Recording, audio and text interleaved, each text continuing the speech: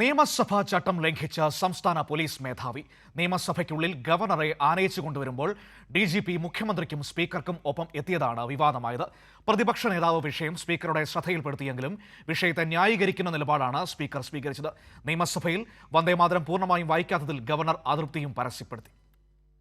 കേരള നിയമസഭാ ചരിത്രത്തിൽ ഉണ്ടാകാത്ത സംഭവങ്ങളാണ് ഇന്ന് നടന്നത്. നയപ്രഖ്യാപനത്തിനായി നിയമസഭയിലെത്തിയ ഗവർണറെ മുഖ്യമന്ത്രിയും സ്പീക്കറും പാർലമെന്ററികാര്യ മന്ത്രിയും ചീഫ് സെക്രട്ടറിയും ചേർന്നാണ് സ്വീകരിച്ചത്.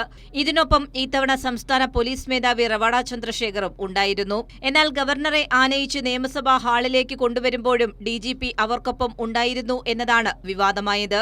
ഇത് ആദ്യമായാണ് നിയമസഭയുടെ ചട്ടങ്ങൾക്ക് വിരുദ്ധമായി പോലീസ് മേധാവി സഭയ്ക്കുള്ളിൽ പ്രവേശിക്കുന്നത്. പോലീസ് ഉദ്യോഗസ്ഥർ ഇരിക്കേണ്ടത് ഗാലറിയിലാണ് എന്നിരിക്കെയാണ് സംസ്ഥാന പോലീസ് മേധാവിയുടെ നടപടി. പ്രതിപക്ഷ നേതാവ് പിണറായി വിജയനാണ് വിഷയം സ്പീക്കറുടെ ശ്രദ്ധയിൽപ്പെടുത്തിയത്. സാധാരണഗതിയിൽ നിന്ന് വ്യത്യസ്തമായ ഒരു കാര്യമാണ്. അത് അറിയാതെ സംഭവിച്ചതാകാനാണ് സാധ്യത എന്നാണ് തോന്നുന്നത്. ഏതായാലും കീഴ്വഴക്കങ്ങളിലോ നമ്മുടെ നടപടിക്രമങ്ങളിലോ അത്തരമൊരു കാര്യമില്ല, ഇതേവരെ സംഭവിച്ചിട്ടില്ല.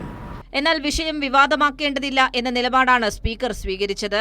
ഡിജിപിയുടെ അശ്രദ്ധ കാരണമാകാം അകത്ത് കയറിയത് എന്നായിരുന്നു സ്പീക്കർ അറിയിച്ചത്. എന്നാൽ സ്പീക്കറെയും ചീഫ് സെക്രട്ടറിയെയും അറിയിച്ചതിനു ശേഷമാണ് പോലീസ് മേധാവി അവർക്കൊപ്പം പോയത് എന്ന് ഡിജിപിയുടെ ഓഫീസ് അറിയിച്ചു. ഈ സാഹചര്യത്തിലാണ് വിഷയം വിവാദമാക്കാതെ അവസാനിപ്പിക്കാനായി സ്പീക്കർ ഇടപെട്ടത് എന്നാണ് വിലയിരുത്തൽ. അതേസമയം ഇന്ന് നയപ്രഖ്യാപനത്തിന് മുൻപ് വന്ദേമാതരം പൂർണ്ണമായും വായിക്കാത്തതിനെതിരെ ഗവർണർ രാജേന്ദ്ര വിശ്വനാഥ് അർലേക്കർ രംഗത്തെത്തി. That there has to be, whenever governor is present, it is the protocol, you are right. And whenever governor is present, it has to be sung fully. It was not, they did not sing it, it was played only. But they could have done it. Let us see, we will rectify it. I had spoken to the speaker also. Vande Mataram പൂർണ്ണമായും ആലപിക്കുന്നത് RSS അജണ്ടയാണെന്നും അത് കേരളത്തിൽ അനുവദിക്കില്ലെന്നും പ്രതിപക്ഷ നേതാവും പ്രതികരിച്ചു. Kairali news, Thiruvananthapuram.